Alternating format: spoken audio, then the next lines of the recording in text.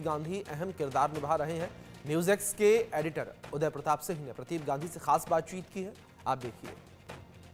नमस्कार, मैं उदय प्रताप सिंह। आप देख रहे हैं इंडिया न्यूज और न्यूज एक्स और आज हम उस शख्स से मिलेंगे जो अदा करने जा रहे हैं एक बहुत ही ऐतिहासिक रोल। जी हाँ, मैं बात कर रहा हूँ ज्योतिराव फुले पे बनी हुई फिल्म फुले के बारे में। और जो किरदार निभा रहे हैं, मुख्य किरदार, वही हमारे संग मुख्य इंटरव्यू में भी जुड़ चुके हैं इंडिया न्यूज और न्यूज एक्स पर। मैं बात कर रहा हूँ प्रतीक गांधी का। प्रतीक, बहुत बहुत स्वागत है। Welcome, thank you for being with us. Thank you very much. बहुत ही एक ऐसा किरदार है जिसके बारे में बहुत लोगों को पता है। जिनको पता है उनको पता है कि क्या इनका योगदान भी रहा है भारत के इतिहास में। मगर बहुत ऐसे लोग भी हैं जो नहीं जानते हैं इनके कंट्रीब्यूशन के बारे में। तो क्या वो भी दिखाने का प्रयास है ये फिल्म? मुझे लगता है एक पूरी जनरेशन ऐसी है जिनको नहीं पता है। हम सब ने भी जब पढ़ा था, मैं भी स्कूल में जब मैंने भी इनके बारे में जब पढ़ा था तो कुछ 2 पैराग्राफ के ज़रिए ही पढ़ा था कि इन्होंने क्या-क्या रिफ़ॉर्म्स किए हैं। बाकी जितना डिटेल में स्क्रिप्ट के थ्रू मुझे पता चला है वो मेरे लिए भी रिविलेशन था। तो आई एम श्योर ऐसी बहुत सारी जनरेशन्स हैं जिनको इनके बारे में सिर्फ़ इतना ही पता है कि इन्होंने विधवा विवाह पे कुछ काम किया है या स्त्री एजुकेशन के लिए कुछ काम किया है। बाकी इन्होंने और कितने काम किए हैं वो सबको नहीं पता है। तो हाँ, हम एज़ अ होल टीम हम ये ज़रूर चाहते हैं कि लोगों को सच में पता चले हमारा इतिहास क्या था और हम कहाँ से कहाँ तक की जर्नी कर चुके हैं पिछले 175 साल में। ये भी शायद बहुतों को नहीं पता है कि वो महात्मा थे। उन्हें महात्मा का भी दर्जा हिंदुस्तान के दिया। सबसे पहले महात्मा थे, सबसे पहले महात्मा का खिताब इन्हें मिला था। जी, जी। क्या ये आपको पता थी? मुझे ये पता था, हाँ। महात्मा ज्योतिबा फुले के बारे में ये ज़रूर जी। पता था कि हिंदुस्तान के सबसे पहले महात्मा वो थे। जी, चलिए, we'll come to the research and of course your learnings as well through the process of the film in just a second. But अब बात करते हैं डिले के बारे में, क्योंकि हम बात कर रहे हैं अब 11 इस महीने के 11 तारीख के बाद। 11 तारीख को ये फिल्म लगनी थी, नहीं लग पाई। जब आपको पहली बार पता चला ये कि फिल्म डिले हो गई है, तो आपका क्या पहला रिएक्शन था? मैं थोड़ा दुखी हो गया था, I was disheartened because 11th April is a specific date. जी। It holds some value. It is Phule's birth anniversary. And this year it was 197th birth anniversary.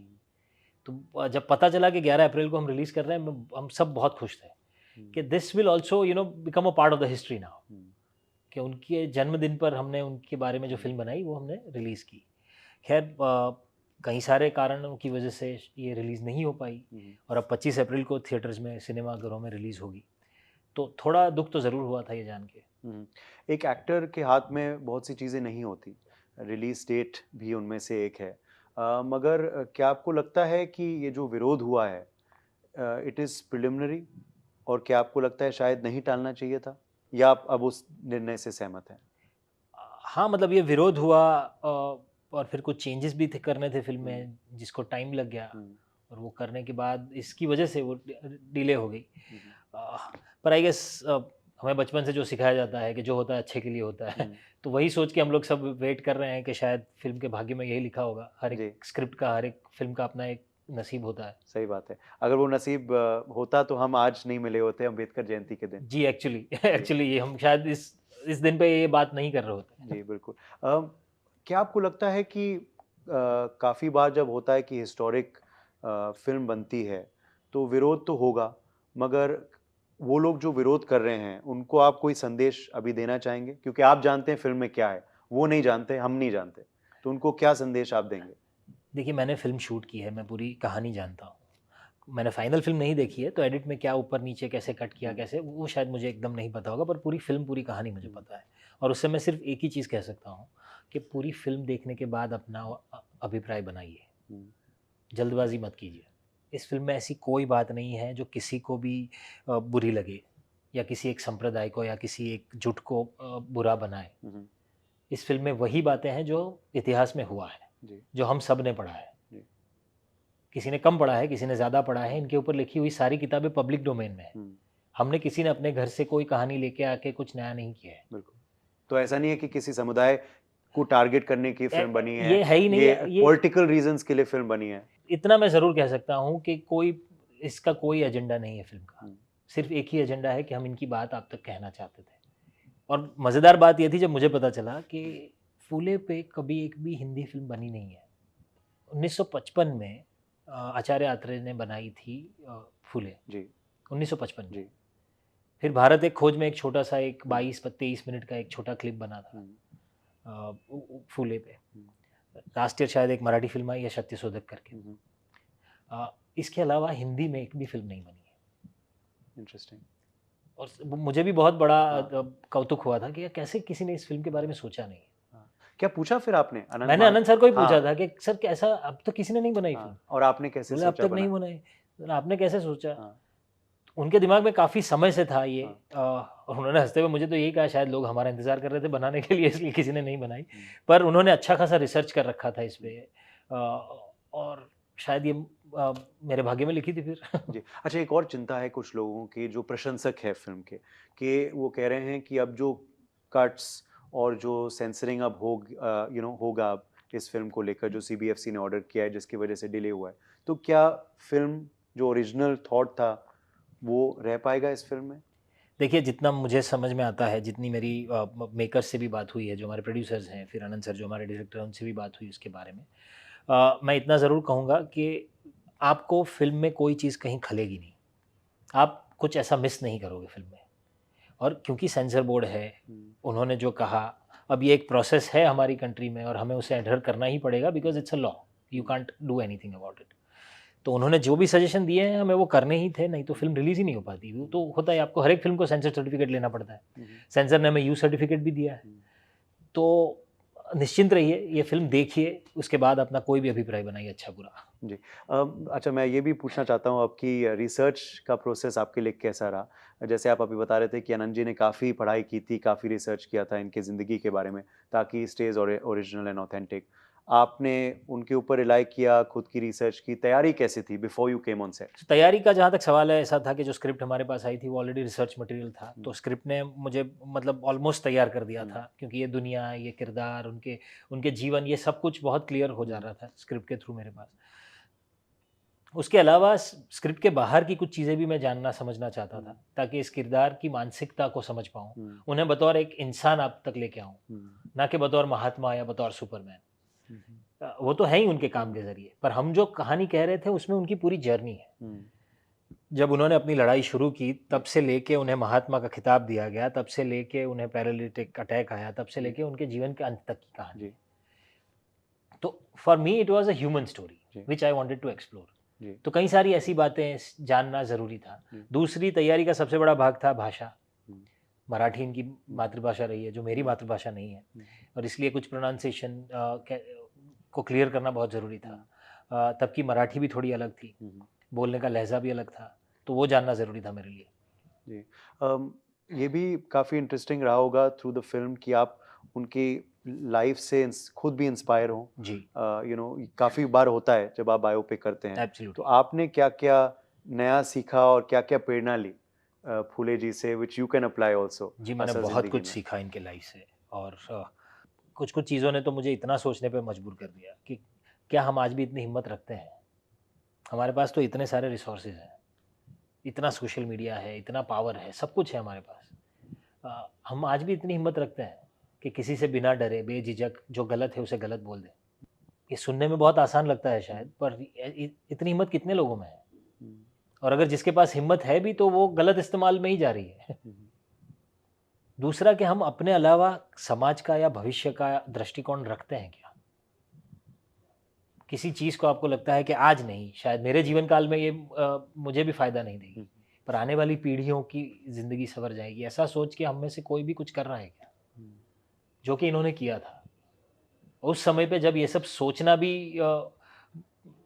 Possible नहीं माना जाता था। मतलब सोचने वालों को लोग पागल ही कहेंगे। सही बात है।